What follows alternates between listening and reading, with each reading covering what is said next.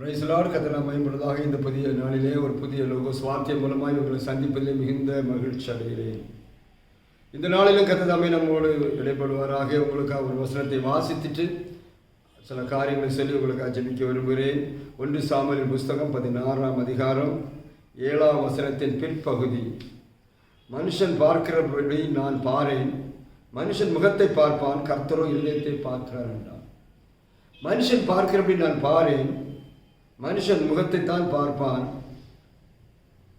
நான் என்ன செய்கிறேன், மனுஷன் பார்க்கிறபடி இல்லை, நான் இருதயத்தை பார்க்கிறேன் என்று சொல்லி இந்த சாமுவேல் இடத்துல கர்த்தர் பேசுகிறார்.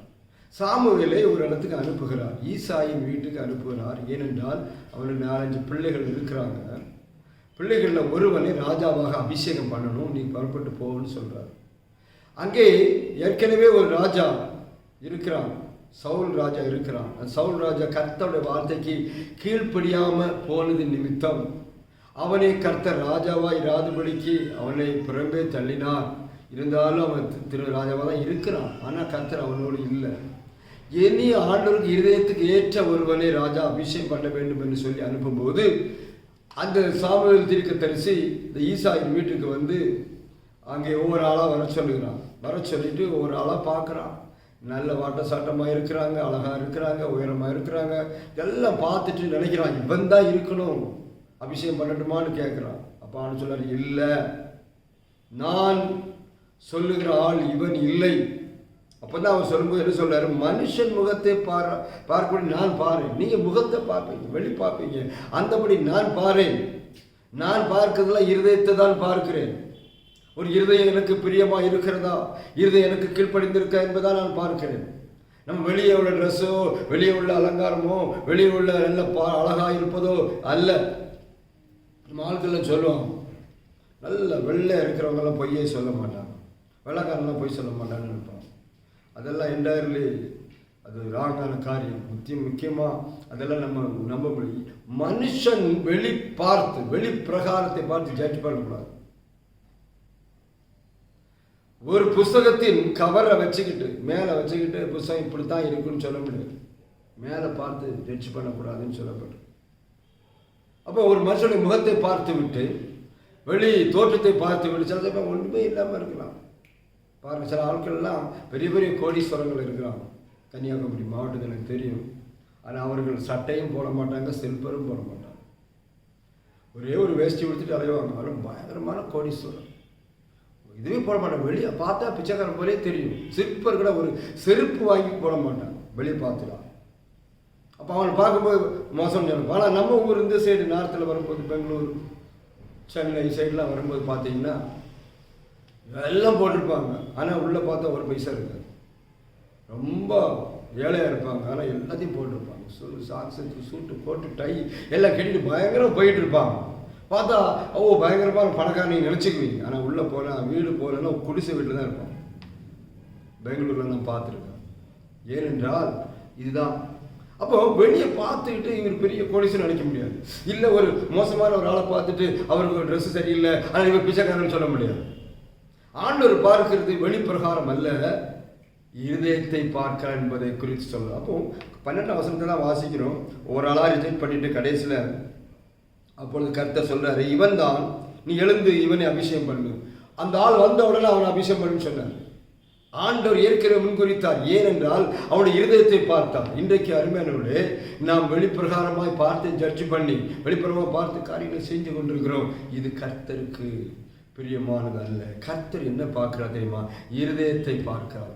மனுஷன் முகத்தை பார்க்கிறான், கர்த்தரோ இருதயத்தை பார்க்கிறார் என்று சொல்லுவோம். இன்றைக்கி நம்ம இருதயம் தான் மிக முக்கியமான ஒரு காரியம். இந்த தாவீதை பார்க்கும்போது, தாவீது மிலிட்ரியில் உள்ளவன் அல்ல. அவன் மிலிட்ரியில்காரங்க தான் பார்த்துக்கிட்டு இருக்கான். அவன் பெரிய ஆள், மிலிட்ரியில் பயங்கரமாக ஃபைட் பண்ணுவான், அவன் ராஜாவாக இருக்கிற எல்லாம் தகுதி இருக்குன்னு நினைப்பாங்க. அது அப்படி அல்ல. ஆனால் என்ன தகுதி, ஜனங்களை ஆளணும், இஸ்ரேல் ஜனங்களை ஆளுக்கு தகுதியை கர்த்தர் எப்படி பார்க்குறாருன்னா, கர்த்தரோடு இருக்கிறவங்களை பார்க்கிறார். ஆண்டவர்கிட்ட கேட்டு செய்கிறவன். சில ஆட்கள்லாம் கர்த்தரை கேட்க மாட்டான், சொன்னவங்களுக்கு கீழ்ப்படிய மாட்டான். சவுல் பாருங்க, கர்த்தர் எவ்வளவோ சொல்லியோ அதுக்கு நேர் ஆப்போசிட்டாக பண்ணணும். பண்ணிட்டு என்ன செய்யலாம், இது கர்த்தருக்காக தான் பண்ணேன்னு சொல்கிறான். அப்படி பயங்கரமான காரியங்கள்லாம் செய்து பார்த்தபடினால்தான் இருதயத்துக்கு ஏற்றவனை தெரிந்து கொள்ளும்படி. பாருங்க, தாவீது எங்க இருந்தான்? அவன் ஆடுகளுக்கு பின் நடந்து கொண்டிருந்தான்.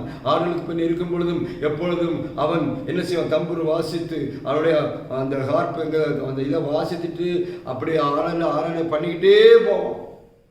கர்த்தரோடு நெருங்கி இருந்தான். அதனால தான் அவன் அவன் வீட்டில் எல்லாரும் மறந்துட்டாங்க. ஈசாய் என்பவன், அவங்க அப்பா ஈசாய் மறந்துட்டார். அப்படி ஒரு பிள்ளை இருக்கே தெரியாது. அந்த அளவுக்கு ஒதுக்கப்பட்டவனை தான் கர்த்தர் தெரிந்தெடுத்து ஆடுகளுக்கு பின்னே நடந்தவனை ராஜாவாய் மாற்றினார். காரணம், அவனுடைய இருதயம். கர்த்தர் முகத்தை அல்ல, இருதயத்தை பார்க்கிறார் என்று சொல்லி பார்க்கிறோம். இந்த நாட்களில் நீங்கள் அறிய வேண்டிய ஒரு விஷயம் என்ன என்று பார்த்தீங்கன்னா, நீங்கள் ஒருவேளை உங்களை வெளியே பார்த்து வெளிப்பிரகாரம் பார்த்து நல்ல ட்ரெஸ் இல்லை, நல்ல இது கிடையாது, பார்வைக்கு நல்லா இல்லை, கருப்பாக இருக்கிறாங்க, அழகு இல்லைன்னு நினச்சி உங்களுக்கு நியாயந்திருக்கலாம். கர்த்தர் அப்படியே உங்களை நியாயந்திருக்க மாட்டார். கர்த்தர் உங்களுக்கு ஆசீர்வாதத்தை அதை பார்த்து கொடுக்கறதில்ல. இருதயத்தில் நீங்கள் எப்படி இருக்கிறீங்க பாருங்க. வெளியே சுத்தமாக இருக்கவங்களாம் இருதயம் சுத்தம் இல்லை. இதயத்தில் சுத்தமாக இருக்கவங்களாம் வெளியே சுத்தமாக இருக்க மாட்டாங்க சில சமயம்.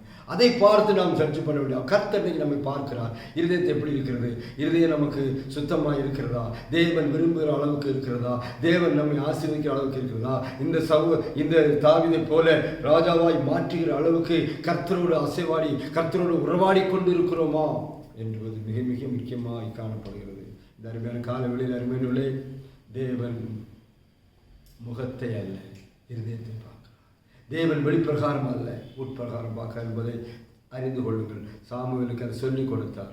சாமுவேல் எப்போ பார்த்தாலும் அது நல்லா இருக்கும், அப்படி அப்படின்னு சொல்லிட்டு இருந்தான். ஆனால் கடைசியில் தாவீதை கர்த்தர் காட்டினார்.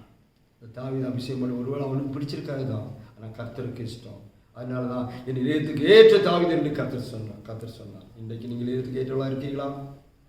இந்த காலைவெளியில் சற்று யோசனை பண்ணி பாருங்கள். கர்த்தர் உங்களையும் குடும்பத்தை ஆசீர்வதிக்க வந்திருக்கிறார். அந்த வசனத்தின்படி ஒப்புக் கொடுங்க.